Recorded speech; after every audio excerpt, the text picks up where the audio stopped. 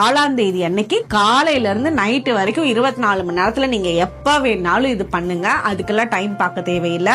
ஒரு பே லீஃப் எடுத்துக்கோங்க. இதுல வந்து 1176 மேல எழுதணும், 111 கீழே எழுதணும். அடுத்தது இது கிரீன் கலர் பென்ல யூஸ் பண்ணுங்க.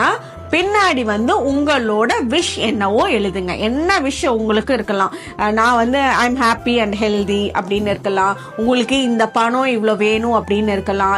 என்ன உங்களோட விஷஸ் இருந்தாலும் ஓகே, அதை பின்னாடி எழுதுங்க.